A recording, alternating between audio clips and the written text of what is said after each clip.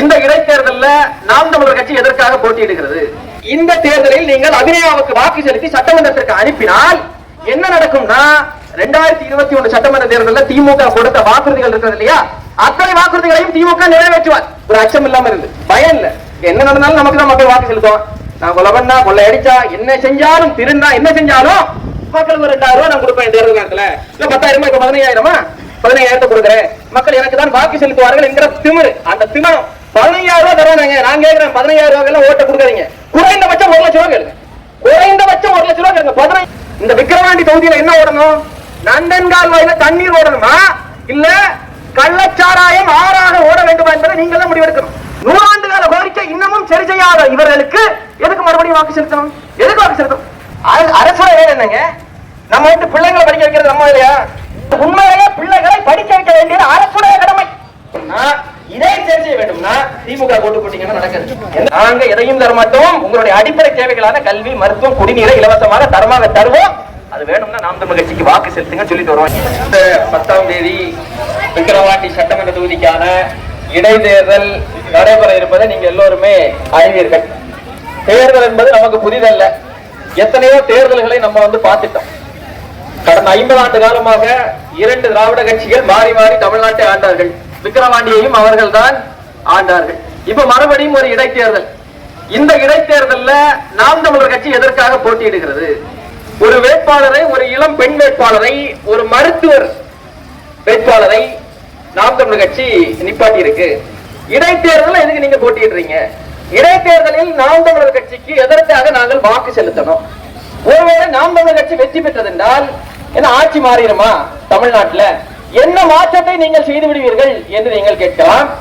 இடைத்தேர்தலில் நாம் தமிழர் கட்சி மட்டுமல்ல, எந்த கட்சி வெற்றி பெற்றாலும் ஆட்சி மாற்றம் வரப்போறதில்லை. அதுல எங்களுக்கு ஒன்றும் மாற்று கருத்தில்லை, நாங்கள் அதை ஏற்கிறோம். ஆனால் நாம் தமிழர் கட்சி இந்த தேர்தலில் நீங்கள் அபிநயாவுக்கு வாக்கு செலுத்தி சட்டமன்றத்திற்கு அனுப்பினால் என்ன நடக்கும்னா 2021 சட்டமன்ற தேர்தலில் திமுக கொடுத்த வாக்குறுதிகள் இருக்கிறது இல்லையா, அத்தனை வாக்குறுதிகளையும் திமுக நிறைவேற்றுவார்.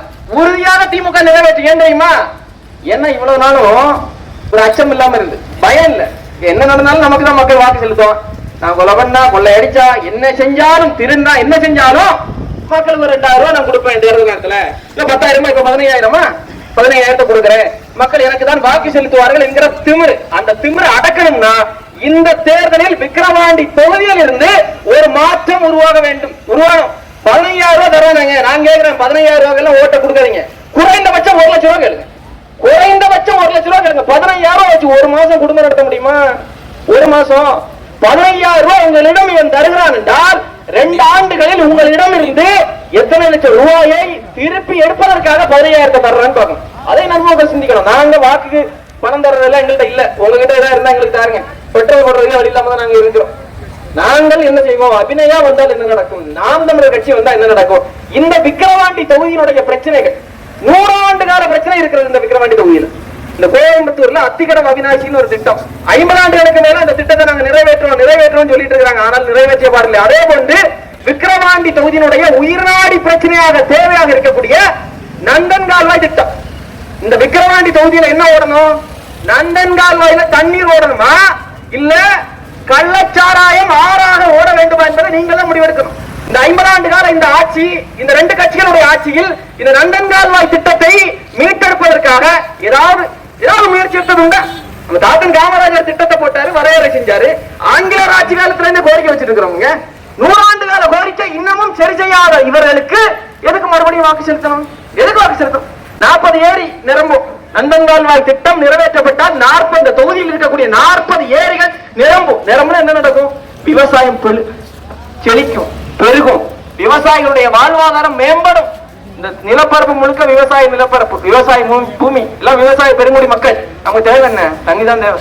அடுத்த உலக போர்னு ஒண்ணு வரும்னா தண்ணிக்காக வருங்கிறான். எப்படி 2ஆம் உலக போரை எண்ணெயும் எண்ணெய் வளங்களும் தீர்மானித்ததோ அதே போன்று 3ஆம் உலக போரை தண்ணீரும் தண்ணீர் வளங்களும் தான் தீர்மானிக்குங்கிறான். ஏன்னா அந்த அளவுக்கு தண்ணீர் தட்டுப்பாடு இருக்கு. அப்ப இருக்கிற தண்ணீரை என்ன பண்ணணும்? சேமிக்கணும். இருக்கிற நீர்நிலைகளை எல்லாம் தூய்மைப்படுத்தணும். அதை செய்யணும். அதை செய்வதற்கான திட்டத்தோடு இருக்கக்கூடிய கட்சிகளுக்கு வாக்கு செலுத்தி மறுபடியும் திமுகவே வாக்கு செலுத்தீங்கன்னா ஒண்ணு நடக்க போறது. ஒரு படித்த இளம் வேட்பாளர் நிறுத்தி இருக்கிறோம். நாம் தமிழர் கட்சிக்கு வாக்கு செலுத்தலாம். நீங்கள் அதிகாரத்திற்கு வந்தால் என்ன செய்வீங்க? நாங்க இவங்க தர்ற மாதிரி 10,000 ரூபாய் தருவோம், மிக்சி தருவோம், கிரைண்டர் தருவோம் சொல்லல. ரெண்டு விஷயம் தான். சிந்திச்சு பாருங்க. எல்லாம் உழைக்கக்கூடிய பெருமக்கள், நீங்க சம்பாதிக்கக்கூடிய உங்களுடைய வருமானத்தில் பெருவாரியான தொகையை எதுக்கு நீங்க செலவு செய்யணும்? 2 விஷயத்துக்கு செலவு செய்யணும். 1000 ரூபாய் சம்பாதிக்கிறான்னா 800 ரூபாய் 2 விஷயத்துக்கு செலவு செய்யறோம். ஒண்ணு நம்ம பிள்ளைங்களுடைய படிப்பு செலவு, இல்லைன்னா வட்டிக்கு கடன் வாங்கி படிக்க வைக்கிறோம். வட்டிக்கு கடன் வாங்கி நம்முடைய பிள்ளைகளை நம்ம படிக்க வைக்கிறோம்னா இந்த அரசுடைய வேலை என்ன? அரசுடைய வேலை என்னங்க? நம்ம வீட்டு பிள்ளைங்களை படிக்க வைக்கிறது நம்ம வேலையா? நம்ம வேலையா? ஆனா அப்படி மாற்றி விட்டார்கள். பிள்ளையை படிக்க வைக்க வேண்டியது பெற்றோரின் வேலை என்கிற ஒரு நிலையை, ஒரு சமூகத்தை இன்னைக்கு மாற்றி இருக்கிறான். ஆனால் உண்மையிலேயே பிள்ளைகளை படிக்க வைக்க வேண்டியது அரசுடைய கடமை. அரசு தாங்க படிக்க வைக்கணும். முதலமைச்சருடைய மகன், முதலமைச்சருடைய பேரன் லண்டன்ல படிக்கிறாராம். ஏன் அவர் தானே அரசு நடத்துறாரு. இங்க இருக்கக்கூடிய அரசு பள்ளிகள் எல்லாம் படிக்க முடியாது. அவருடைய பேரனுக்கு படிக்க முடியாது. ஏன்? சரியான சுகாதார வசதியே இல்ல. காம்பவுண்ட் இடிஞ்சு விழுது. சரியான ஒரு கழிவறை வசதி கூட இல்லாத நிலையில் இன்னைக்கு தமிழ்நாட்டினுடைய அரசு பள்ளிகள் இருக்கிறது என்றால் காரணம் யார் தெரியுமா? நம்ம தான். நம்ம தேவை என்னன்னு நமக்கு தெரியலையே. 1000 ரூபாய் 2000 ரூபாய் 5000 ரூபாய் 10,000 ரூபாய்க்கு நம்ம அவருக்கு வாக்கு செலுத்தி விட்டு நமக்கு கிடைக்க வேண்டிய பல லட்சக்கணக்கான மதிப்பிலான கல்வியை கேட்கறது இல்ல. மருத்துவம் லட்சக்கணக்கில் சம்பாதிச்சு வச்சிருப்பான். சின்னதா பிள்ளைக்கு திருமணத்துக்கு சொல்லிட்டு வங்கியில ஏதோ ஒரு 10 லட்சம் ரூபாய் 15 லட்சம் ரூபாய் 25 வருஷம் 30 வருஷம் ரத்தத்தை வேர்வையா சிந்தி உழைச்சு வச்சிருப்போம். திடீர்னு ஒரு நோய், ஒரு புற்றுநோய், கேன்சர் வருது. என்ன செய்ய வேண்டிய நம்மளால? இருக்கிற பணத்தை எல்லாம் மருத்துவமனையில கொண்டு கொட்டுறோம். மருத்துவமனையில் கொண்டு போய் எனக்கு ஒரு நோய் வருகிறது என்றால் என்னுடைய நோயை சரி செய்ய வேண்டியது யாரு? நானா சரி செய்யணும். என் பிள்ளைய படிக்க வைக்க வேண்டியது என் பொறுப்பு. எனக்கு நோய் வந்ததுன்னா அந்த நோயை சரி செய்ய வேண்டியது என் பொறுப்பு. அப்ப இந்த அரசுடைய வேலை என்ன? அரசு என்னங்க செய்யும்? எதை செய்யும்? இதை சரியா, இலவசமா, சமமா, தரமா எல்லோருக்கும் தர்றோம். எல்லோருக்கும் சரியான, சமமான, தரமான கல்வியை தர்றோம். தரமான மருத்துவத்தை எல்லோருக்கும் இலவசமா தர்றோம்.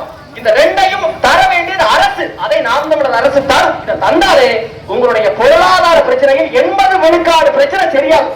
உங்க வாழ்க்கையில பாதி பிரச்சனை சரியாயிடும். இதை சரி செய்யணும்னா, இதை சரி செய்ய வேண்டும்னா திமுக ஓட்டு போட்டீங்கன்னா நடக்காது. எந்த கட்சிக்கு ஓட்டு போட்டாலும் நடக்காது. 2016 சட்டமன்ற தேர்தலில் இருந்து இப்போது வரைக்கும் சொல்லிட்டு வர்றோம், நாங்க எதையும் தரமாட்டோம். உங்களுடைய அடிப்படை தேவைகளான கல்வி, மருத்துவம், குடிநீரை இலவசமாக தரமாக தருவோம். அது வேணும்னா நாம் தமிழ் கட்சிக்கு வாக்கு செலுத்துங்க சொல்லிட்டு வருவோம். இந்த தேர்தலிலும் அதைத்தான் சொல்கிறோம். உங்களுக்கு எது வேண்டும் என்பதை நீங்கள் தான் முடிவு செய்து கொள்ள வேண்டும். முடிவு செய்து தங்க அபிநயா அவர்களுக்கு வாக்கு பெட்டியில வாக்கு வரிசை 2 இருக்கக்கூடிய மை சின்னத்துல உங்களுடைய வாக்களை செலுத்துங்க.